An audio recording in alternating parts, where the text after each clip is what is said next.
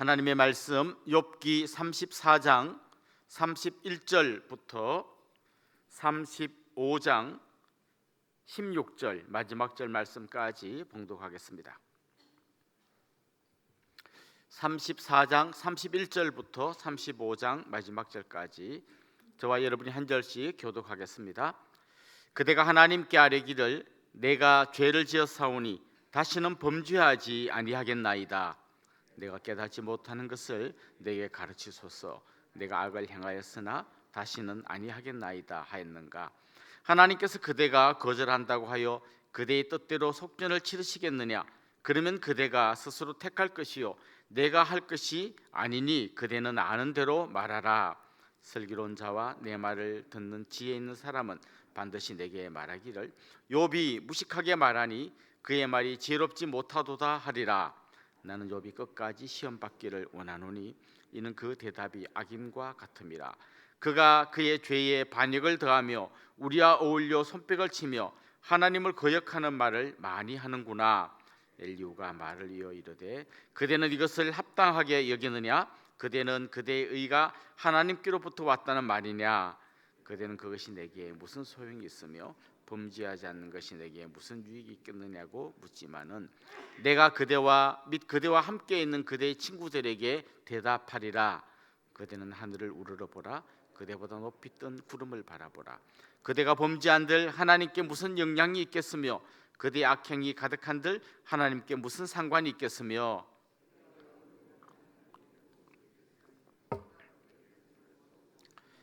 그대의 악은 그대와 같은 사람에게나 있는 것이요 그대의 공의는 어떤 인생에게도 있느니라. 사람은 학대가 많음으로 부르짖으며 군주들의 힘에 눌려 소리치나 나를 지으신 하나님은 어디 계시냐고 하며 밤에 노래를 주시는 자가 어디 계시냐고 말하는 자가 없구나. 땅의 짐승들보다도 우리를 더욱 가르치시고 하늘의 새들보다도 우리를 더욱 지혜롭게 하시는 이가 어디 계시냐고 말하는 이도 없구나. 그들이 악인의 교만으로 말미암아 거기에서 부르짖으나 대답하는 자가 없음은 헛된 것은 하나님이 결코 듣지 아니하시며 전능자가 돌아보지 아니하심이라. 하물며 말하기를 하나님은 배울 수 없고 일에 판단하심은 그 앞에 있으니 나는 그를 기다릴 뿐이라 말하는 그대일까 보냐. 그러나 지금은 그가 진노하심으로 벌을 주지 아니하셨고 악행을 끝까지 살피. 같이 읽겠습니다. 욥이 헛되이 입을 열어 지식 없는 말을 많이 하는구나. 여러분 욥기를 계속해서 들으시면서 큰 구조를 좀 많이 욥기의 구조를 여러분께서 익히셨을 겁니다. 욥과 욥의 친구들의 대화가 계속해서 나옵니다. 비슷한 대화, 비슷한 주제가 계속 반복해서 나옵니다. 이제 욥기 맨 마지막에 가면 하나님께서 나타나셔서 이제 전체를 잘 정리해 주십니다. 그래서 사실은 욥기는 욥과 욥의 친구들의 대화, 그 다음에 하나님의 등장 이렇게 하면 아주 깔끔하게 이야기가 정리될 것 같습니다. 그런데 그 중간에 하나님이 나타나시기 전에 엘리후라고 하는 욥의 세 친구와는 전혀 다른 한 사람이 등장합니다. 이 사람은 또 왜 등장했지? 많은 사람이 이제 궁금함을 갖고 이 엘리후의 이야기에 귀를 기울입니다. 엘리후의 이야기도 가만 보면 욥의 세 친구들의 이야기와 비슷합니다. 그럼 비슷한 이 사람이 왜 또 등장해서 안 그래도 비슷한 얘기를 많이 했는데 또 하나 이런 궁금함을 갖게 됩니다. 사실 엘리후는 욥이 죄를 지어서 범죄했다라고 하는 친구들의 이야기를 단순히 반복하기보다는 물론 그런 주장도 그의 이야기 속에 많이 담겨 있습니다만은 욥이 한 말의 문제점을 가지고 계속해서 이야기합니다. 이 과정이 왜 필요한가 하면 그 다음에 등장하시는 하나님의 입장에서 욥 역시 여러 가지 문제가 있는 말을 했다는 것을 하나님이 지적해 주시는데요, 거기로 가는 하나의 징검다리 같은 역할을 지금 이 엘리후가 해줍니다. 엘리후의 특징은 모두 다 잘못했다라고 이야기하는 겁니다.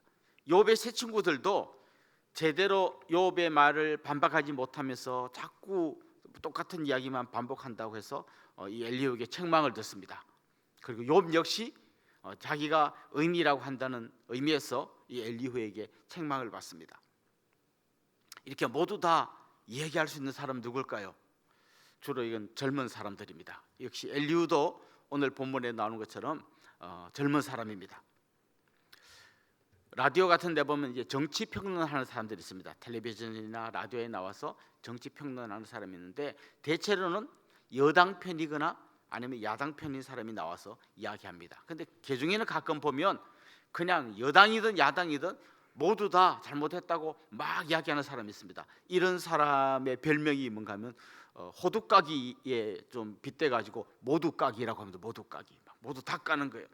다 잘못됐고 이렇게 할 수 있다, 이렇게 이야기합니다. 우리 이 기독교계에서 모두까기를 할 수 있는 사람 누굴까요? 젊은 사람들입니다. 젊은 사람들은 모두 다 잘못됐다고 말할 수 있습니다.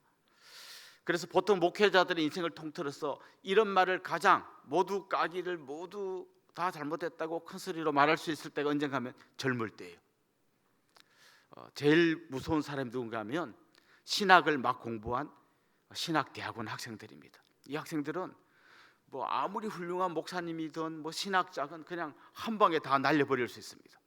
저 목사님은 잘못됐고 저 신학자의 주장은 뭔가 틀린 것 같다, 그냥 한 방에 날려보낼 수 있습니다. 그게 젊은 자의 특권입니다. 이런 분들은 새롭게 들은 지식, 아직 완벽하게 정리되지 않았지만 그래도 뭔가 들은 말에 옳은 점을 딱딱딱 정리하고 있기 때문에 이런 걸 할 수 있습니다. 또 한 가지는 그들은 그렇게 막 날려도 될 만큼 자기들에게는 책임이 없습니다. 그래서 신대원에 가끔씩 목사님들이 초청받아서 설교하러 가면 가장 무서운 사람들을 앉혀놓고 설교를 하게 됩니다. 여기 전부 다 모두 까기를 할 수 있는 사람들이 앉아서 이야기합니다. 한 방에 다 날려보낼 수 있습니다. 사실 엘리후의 이야기를 들어보면 좀 어떤 젊은이로서의 패기도 있고 그냥 뭐든지 다 날려버릴 수 있는 용기도 있는 것 같습니다. 근데 뭐 엘리후는 젊어서 그렇다 이렇게 이야기할 수 있지만 왜 이 성경 말씀에 엘리후의 이야기가 들어와 있을까? 그리고 우리가 계속 반복해서 들었지만 이 욥기의 지리한 똑같은 말을 주고받는 같은 이런 이야기가 왜 나와 있을까? 우리 한 번 더 진지하게 생각해 보면 좋겠습니다. 오늘 본문에 보면 이 엘리후는 욥을 향하여 아주 간단하게 한 방에 날려버립니다. 34장 35절에 보면 욥이 무식하게 말하니 그의 말이 지혜롭지 못하도다. 욥 나름대로는 정말 인생의 썸물 단물을 다 마셔보고 정말 깊은 고민 가운데서 계속 자기의 고민을 토로하지만 그는 너 무식하게 말을 한다고 한 방에 날려버립니다. 35장 16절에도 보면 욥이 헛되이 입을 열어 지식 없는 말을 많이 하는구나, 참 지혜가 없는 무식한 사람이구나 하고 계속해서 공격합니다. 그런데 이 엘리후의 주장 가운데서 욥의 세 친구의 주장과는 다른 약간 특별한 하나의 주장이 나오는데요, 그의 주장의 핵심은 뭔가 하면 사람은 이 고난받는 것은 죄를 지어서 벌을 받는다는 게 욥의 세 친구의 일관된 주장이라면 이 엘리후도 그런 주장을 하긴 합니다마는 약간 다른 한 가지 관점을 이야기하는데, 하나님은 고난을 통해서 사람을 단련시킨다라는 말을 합니다. 이건 욥 자신도 한 말이에요. 내가 이 고난을 다 통과한다면 순금같이 나올 거다라고 하는 욥의 그 고난에 대한 어떤 깊은 사색을 이 엘리후도 비슷하게 이야기를 합니다. 그런데 그는 한 가지 욥에게 못마땅한 게 뭔가 하면 이렇게 고난을 받았으면 더 단련되고 하나님 앞에 가까이 나가야 되는데 너는 계속해서 하나님을 원망하는구나, 이렇게 이야기하면서 오늘 본문에 보면 분을 참지 못하고 해서는 안 될 가장 심한 말을 합니다. 34장 36절에 보면 이렇게 말합니다. 나는 욥이 끝까지 시험 받기를 원하노라. 무슨 말이에요? 너 아직 정신 못 차렸구나. 이 정도 시험 받았는데도 아직까지 너 깨닫지 못하고 더 단련되지 못했다면 더 단련돼야 되겠구나. 너 순금으로 나오려면 아직 멀었구나. 고생 좀 더 해봐야겠구나. 이렇게 아주 심한 말을 하고 있습니다. 여러분, 한 가지 우리가 깊이 이 욥기를 통해서 깨달아야 할 진리가 있는데요, 하나님의 이 말씀과 뜻을 깨닫고 이게 우리 삶에 적용되는 과정은요 그렇게 공식처럼 간단하지 않다는 거예요. 보통 다른 종교나 이단 같은 데 가보면 공식이 굉장히 간단합니다. 예를 들면 뭐 귀신론 이런 걸 주장하는 사람들 이야기를 들으면 공식이 아주 간단해요. 아픈 거 귀신 들렸습니다. 어떻게 하면 됩니까? 쫓아내면 됩니다. 아주 간단해요. 머리 아파요? 머리 아픈 귀신이 들린 겁니다. 배 아파요? 배 아픈 귀신 들린 겁니다. 어떻게 하면 돼요? 기도해서 귀신이 쫓아내면 다 낫습니다. 너무 간단해요. 그러나 하나님의 진리는 그렇게 우리 인간이 너무너무 이렇게 쉽게 판단하고 적용할 만큼 그렇게 간단하지 않습니다. 고난, 진짜 욥기의 이 지리한 긴 이야기를 다 통과해야 겨우 깨달을 만큼 이 고난에 대해서 우리가 생각할 게 굉장히 많습니다. 욥의 친구들이 한 말처럼 내가 잘못한 것 때문에 하나님이 징계하기 위해서 고난 줄 때 분명히 있습니다. 욥의 친구들의 말이 전부 얼토당토하는 말이 아닙니다. 분명히 욥의 친구들의 말에 일리가 있는 게 분명히 있습니다. 그러나 욥처럼 정말 특별한 그렇게 하나님께 징계를 받거나 할 만큼 특별한 그런 잘못이 없는데도 불구하고 고난이 오는 때도 분명히 있습니다. 때로는 바울이나 베드로처럼 하나님의 말씀을 전했다는 이유 때문에, 복음 때문에 박해받고 고난당할 때도 있습니다. 수많은 고난의 이유가 있습니다. 그런데 이걸 그냥 무슨 공식처럼 이번에는 1번 때문에 고난이고 나는 3번 때문에 고난이고 이렇게 간단하지 않습니다. 이런 문제를 갖고 하나님 앞에 씨름하면서 왜 나에게 이런 고난이 찾아왔는지를 붙들고 그야말로 때로는 하나님께 막 호소하다가 뭐 항의하기도 하다가 좌절하기도 했다가 자기 문제 때문이라고 깨닫기도 했다가 그러면서 씨름하는 이 과정이 성도들에게 사실 굉장히 소중한 과정입니다. 하나님 우리가 답을 얻기보다는 이 과정 속에서 더 단단해지고 더욱더 생각이 깊어지고 사람을 보는 눈이 더 이렇게 넓게 열려지기를 하나님은 원하고 계신 것입니다. 만약에 진짜 욥의 친구들이 말한 간단한 공식, 인과응보, 잘못했으면 벌 받는다 이렇게 하면요 정말 인생이 너무나 단순해질 뿐만 아니라 수많은 사람의 아픔과 고통을 이해할 수 있는 그런 눈이 없어지게 되는 것이죠.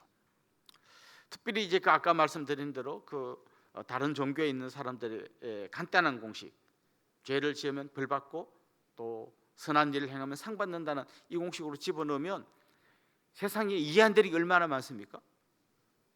벌 받아야 될 사람이 너무 잘 살고 상 받아야 될 것 같은 사람이 고통당합니다. 그럼 이 간단한 공식을 해결하기 위해서 또 하나의 공식을 만들어냅니다. 전생이라는 공식을 만들어냅니다. 이런 말을 하죠. 저 사람은 뭐 특별히 잘한 것도 없는데 뭔가 잘 되면 전생에 나라를 구했나 보다. 아주 간단하게 또 이 문제를 풀어버립니다. 전생에 무슨 업보가 있나 보다. 그러니까 이렇게 되는 거지라고 또 전생이라는 공식을 하나 덧붙여가지고 이 간단한 공식을 얼른 또 해결해 내려고 합니다. 그러나 하나님은 우리가 하나님 앞에서 씨름하면서 왜 우리가 이해되지 않는 이런 여러 가지 고통이 있을까, 아픔이 있을까를 생각하게 합니다. 그리고 마침내 이 성경 전체의 큰 그림을 갖고 보면 이해되지 않는 진짜 고난으로 우리를 이끌어갑니다. 정말 이해할 수 없는 진짜 심각한 고난이 있습니다.